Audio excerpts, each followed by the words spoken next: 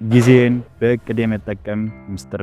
ጊዜያችን በእቅድ ለመጠቀም መጀመሪያ ጊዜያችን ምን ላይ እያሳለፍን እንዳለ ማወቅ ይኖርብናል። ጊዜያችን ምን ላይ እያሳለፍን እንዳለ ለማወቅ መጀመሪያ መረጃ መሰብሰብ ይኖርብናል።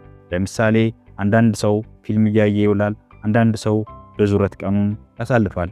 መረጃ መሰብሰብ ወይንም አንድን ስራ ማድረግ ያለብን ነገር ከማድረጋችን በፊት መረጃ የምንሰበስብ ከሆነ ጥናቶች እንደሚያሳዩት ውጤታማነታችን ላይ 25% ይጨምራል።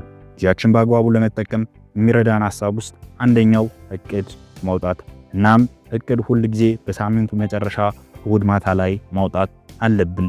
ይህም እቅዳችን ማታ ላይ የምንጽፍበት ምክንያት ሳብኮንሺየስ ማይንዳችን መጨረሻ የተነገረውን ወይንም የጻፍነውን ነገር ስለሚያስታውስ ነው። እናም ጠዋት ከእንቅልፋችን እንደነቃን ሳብኮንሺየስ ማይንዳችን የሚያስበው ማታ ያወጣነውን እቅድ እንዴት መተግበር እንዳለበት ነው። ጊዜያችን በአግባቡ ለመጠቀም እቅድ ካወጣን በኋላ ማድረግ ያለብን ቱዱ ሊስት ወይንም ማድረግ ያሉብን ጉዳዮች አንድ በአንድ ጽፎ ማስቀመጥ ነው። ቱዱ ሊስት ስናወጣ የብዙ ሰዎችን ህይወት የቀየረ አንድ የቱዱ ሊስት ህግ አለ። እሱም 1 2 3 ነው። አንደኛ ቱዱ ሊስት ላይ የምንጽፈው በቀን ውስጥ ግዴታ ማድረግ ያለብን ነገር ነው። ለምሳሌ ስራ ቦታ ላይ አለቃችን ለዛሬ መድረስ አለበት ወይንም የተባልነው ስራ እንደማለት ነው። ሁለተኛ ቱዱ ሊስታችን ላይ የምንጽፈው በቀን ውስጥ ማድረግ ያለብን ነገር ግን ባናደርገውም ብዙም ችግር የማይፈጥርብን ነገር ነው።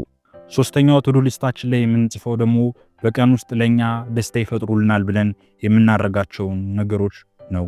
ለምሳሌ ከጓደኛችን ጋር ወጣ ብሎ መዝናናት።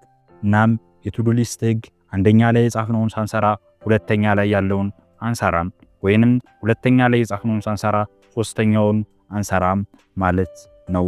ሌላኛው ጊዜያችን በአግባቡ ለመጠቀም የሚረዳን ሐሳብ ኖት ቱዱ ሊስት። ይህም በቀን ውስጥ በተደጋጋሚ የምናደርገው ነገር ግን ለማቆም የምንፈልገውን ነገር ኖት ቱዱ ሊስት ላይ መጻፍ ነው። ሌላኛው ጊዜያችን በአግባቡ ለመጠቀም የሚረዳን ሐሳብ ቼክ ሊስት ነው። ይህም ቱዱ ሊስት እና ኖት ቱዱ ሊስት ላይ የጻፍነውን ነገር ቼክ የምናደርግበትና ያወጣነውን እቅድ ምን ያህል ስኬታማ መሆኑን የምናይበት ነው። እናም ያወጣነውን እቅድ ቼክ በምናደርግበት ሰዓት 80-20 የሚባለውን ህግ ብንጠቀም ይመረጣል። ይህም ህይወታችን ለመቀየር የሚጠቅሙ ነገሮች ላይ 80% የሚሆነውን ጊዜያችን መጠቀም ሲሆን 20% የሚሆነውን ሰዓት ደግሞ በመዝናናት ወይንም የሚያስደስተን ነገር ላይ ማዋል ነው። ሌላኛው ጊዜያችን በአግባቡ ለመጠቀም የሚረዳን ሐሳብ ትኩረት መስጠት ነው። ይህም ለእቅዳችን መሳካት ዋናው ቁልፍ ትኩረት መስጠት ነው ካልን መጀመሪያ ትኩረት እንዳንሰጥ የሚያደርጉን ነገሮች ምንድናቸው የሚለውን ማወቅ ያስፈልጋል። ትኩረት እንዳንሰጥ የሚያደርገን ነገር ሶሻል ሚዲያ፣ ይህም ለተለያዩ ህይወታችን ለማይጠቅሙ ነገሮች በማየት ጊዜያችን መግደል ነው። ሶሻል ሚዲያን መጠቀም ካለብን ህይወታችን ለሚቀይሩ ነገሮች ብቻ መሆን አለበት። ሁለተኛ ይሉኝታ መቀነስ። አብዛኛው ሰው ይሉኝታ ወይንም አይሆንም የማለት ፍራቻ ስራ በሚሰራበት ሰዓት ስራውን ትቶ የሰዎችን ስራ እንዲሰራ ያደርገዋል። ለምሳሌ አንድን ስራ በምንሰራበት ሰዓት ጓደኛችን መጥቶ እንዝናና ሲለን ስራችን ትተን የምንወጣ ከሆነ ነው። ያሰብነውንና ያቀድነውን እቅድ በጊዜ ለመተግበር ትኩረታችን አንድ ስራ ላይ ብቻ ማድረግ አስፈላጊ ነው።